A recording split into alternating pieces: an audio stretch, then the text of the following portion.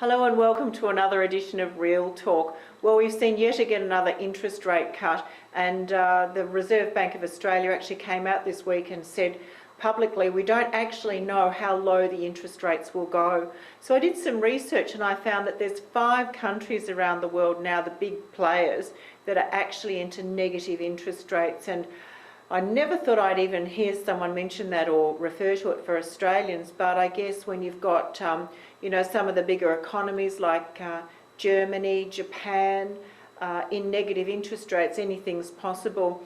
Ironically, we dropped the interest rates and the dollar went up to 76 cents. So part of the interest rate drop right now is to really try and drive our dollar down. But it's great news for investors, because I know myself this morning I just fixed one of my principal and interest loans in at 3.99%. So I'm actually going to be servicing the principal and deducting the interest, and that's an incredibly good rate. I locked it in for 2 years because even though I generally advise not to fix it so low now, I thought I might as well. So that's just a little bit of a tip for everybody.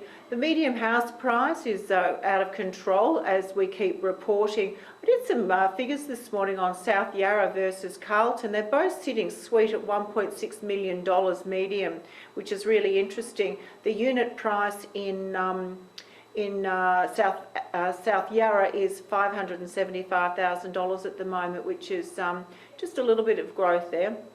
Interestingly enough, I've just spent a week in Sydney doing seminars, and I couldn't believe the 1-bedroom unit apartment prices in similar areas to South Yarra are starting around $700,000 to $800,000. 2 bedrooms pretty much have a 1 point something in front of them. So the comparison in difference, ironically, the growth is similar, but the capital acquisition cost is quite different. So around the world, commodities are still doing really well. The banks are up because it's their reporting season at the moment, and they actually reported higher than what the analysts were expecting. So we've seen an increase in a lot of the blue chips. There's about 30 companies at the moment doing reporting, and they're mostly blue. So I think we'll see the blue chip stocks go up a little bit at the moment. So all round, I think that it's good news. Money's cheap. Property prices are growing. I think the economy is starting to stabilise. The Reserve Bank of Australia came out and said that there's been more approvals for building this last quarter, new homes, new dwellings, and interestingly enough, for the first time in a while, commercial approvals are up, which is absolutely fantastic. So I think that's just a nice little market update, and I think I'll close on that. Thank you so much for listening.